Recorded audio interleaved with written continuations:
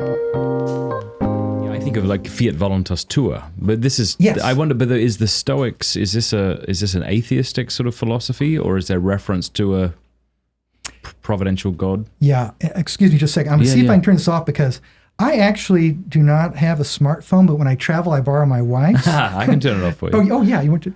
Yeah. And actually, I got rid of the smartphone years Done. ago because I used to run or walk, and I just sweat on it so bad that it got destroyed. Oh, really? Okay, thanks. Okay, where was I? Yeah, with, so Seneca, Marcus Aurelius, you were talking about how like it's compatible. I was thinking of that like thy will be done, where we submit to the providence of God. But I was asking for the Stoics and the Cynics, is there a reference to a higher being who orders all things, or is it more just sort of a fatalist approach where you are resigned to however reality unfolds? Yeah, that's a great question. If you ask different modern people, you might get some different answers there. But actually, there were dozens of different Stoics that we know about. We only have writings of a handful of them very extensively. Musonius Rufus, who was Epictetus' teacher, Epictetus, Seneca, Aurelius are the only ones we kind of have book-length stuff from them. And some kind of held different views, but for the most part, they did believe, they didn't know Christ.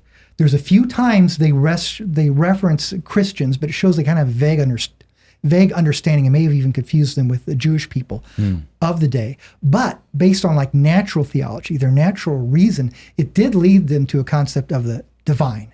Now, sometimes it's almost pantheistic, that God, is the universe, or that God is, the universe was there, but God's the one that got things going, but some of them do have very personalized takes on God. Like, I can't do it in exact phrasing because I didn't memorize this, but one line I love from Epictetus goes something like this. He says, if I were a nightingale, I would sing praises to God as a nightingale. If I were a dove, I would sing them as a dove.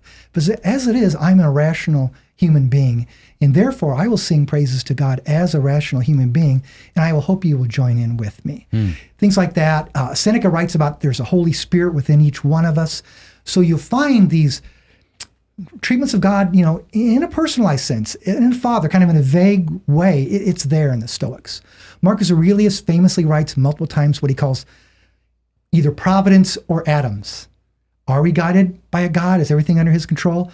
Or is it like some of the other thinkers thought, and so many people today, a matter of random chance, of atoms? And now we'd say of, the fact of evolution working upon the atoms.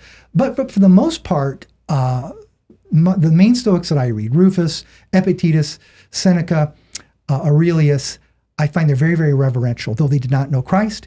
And one other fact before I'll shut up for a minute, Musonius Rufus, this really surprised me when I read his stuff for the first time, just a few years ago. This is Epictetus' teacher, 1st century AD. I called him a profound pagan pro-life philosopher because I go through some of his lectures and I point out like maybe 8 or 10 points where what he said, you could be reading him straight out of the Catechism, because I gave the Catechism reference to go along with it. He's talking about the reason that a man and woman get married to have children and that they will grow in love for each other. He says governments are right when they prohibit abortion and even contraception.